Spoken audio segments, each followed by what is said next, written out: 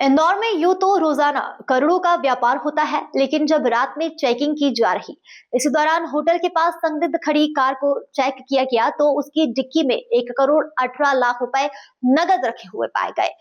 जिसके वरिष्ठ अधिकारियों को मामले की जानकारी दी गई और रुपए को जब्त करते हुए इनकम टैक्स विभाग को सूचना दी गई। एसीपी कुंदन मंडलोई के मुताबिक एफआरबी में तैनात आरक्षक दुर्गेश दांगी रामचरण भ्रमण के साथ ही चेकिंग कर रहे थे, तभी होटल प्रेसिडेंट के पास एक संदिग्ध कार दिखाई दी, जिसमें 3 युवक सवार थे, जिनके नाम राजेश यादव निवासी विजयनगर, आनंद निवासी प्रगति एनक्लेव पिपलाना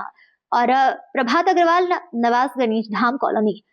रहने वाले बताए गए। चेकिंग के दौरान डिक्की में एक थैली में रखे हुए 1 करोड़ 18 लाख रुपए पाए गए, जिन्हें जब्त कर वरिष्ठ अधिकारियों को सूचना दी गई। मौके से विधिवत जब्त कर इनकम टैक्स विभाग को सूचना दी गई और साथ ही स्लिपेक्स इंटरनेशनल एलडीटी और मात्रा मेटोफेक प्राइवेट लिमिटेड का बताया जा रहा है, किंतु तीनों युवकों ने मौके पर कोई संतोषजनक जवाब और दस्तावेज प्रस्तुत नहीं किए। के दौरान 1 करोड़ 18 लाख रुपए जब्त किए। अगर आपका मामला है, ये कोड है जो कहाँ से कहाँ लेके जा रहा था? देखिए, कल रात को जो रूटीन चेकिंग चल रही श्रीमान श्री साहिब महोदय के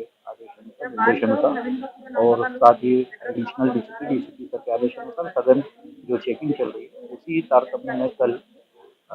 एक संदिग्ध खड़ी गाड़ी में देखते हुए उस गाड़ी में 3 व्यक्ति पाए गए, जिनके नाम राजेश, आनंद और प्रभात है। उनकी संदिग्ध गतिविधियों को देखते हुए उन्हीं से गाड़ी जब खोल के गाड़ी को चेक किया गया, तो उसमें एक विमल के झोले में कुछ नकदी पाए गए और कुछ बैग में नकदी पाए गए। ऑन वीडियो कैमरा रिकॉर्डिंग सारी चीज़ों को काउंट करते हुए और विधिवत जब्ती और तलाशी करते हुए उसमें कुल 1 करोड़ 18 लाख रुपए नकदी पाए गए, जिन्हें विधिवत जब्ती करके और थाने पे लाया गया और थाने पे उसकी काउंटिंग करते हुए और अभी विधिवत कार्रवाई की जाएगी। पूछताछ में क्या बात सामने आई, ये कहाँ कितने रुपए थे और कहाँ से कहाँ लेके जा रहा था? पूछताछ में प्रारंभिक तौर पे ये तीनों जो हैं वो सेल्फलेस और मंत्रम कंपनी के कर्मचारी अपने आप को बताया गया और इनके द्वारा बताया गया कि इनके पास में ये जो रुपए हैं वो इनके अधिकारियों ने दिए थे, जो कि इन्हें कहीं पे देने थे, जिन्हें देने थे उसके बारे में हमें जानकारी भी नहीं है। इसी संबंध में जो विधिवत जानकारी अन्य डिपार्टमेंट को देना होती है वो प्रेषित कर दी गई है और विधिवत सारी कार्रवाई की जा रही है।